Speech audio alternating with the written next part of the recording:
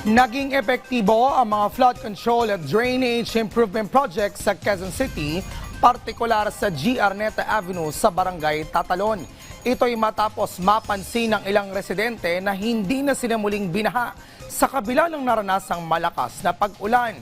Yan ang report ni J.M. Thompson.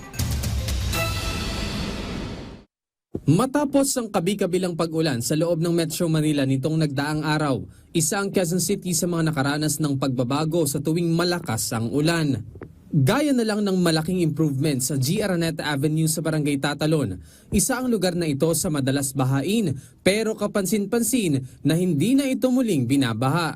Ayon sa mga residente, malaki ang pagkakaiba nung hindi pa nagagawa ang drainage sa kanilang lugar na ngayon ay maayos na ang pagdaloy ng tubig matapos maisagawa ang mga flood control at drainage improvement projects sa lugar. Mayroon namang mga detention basin ang ginagawa sa Quezon City na makatutulong din upang mas mabilis na bumaba ang tubig baha sa lungsod.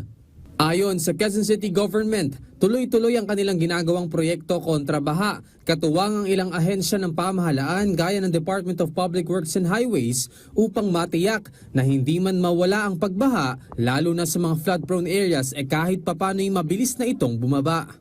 This is actually the third detention basin we are building in the G. Araneta Avenue area. So, cute citizens, ang gusto ko lang i-stress sa inyo, lahat ng ginagawa natin flood control projects ay hango sa ating drainage master plan. Malaking tulong ito sa mga residente sa tuwing may malakas na pag-ulan dahil hindi na nila kailangan pang isipin ang muling pagtaas ng tubig baha. Hiling naman ng lokal na pamahalaan ng Quezon City at ng iba pang ahensya ang kooperasyon ng bawat isa pagdating sa proper waste management na malaking tulong upang mabawasan ang mga pagbaha lalo na ngayong tag-ulan.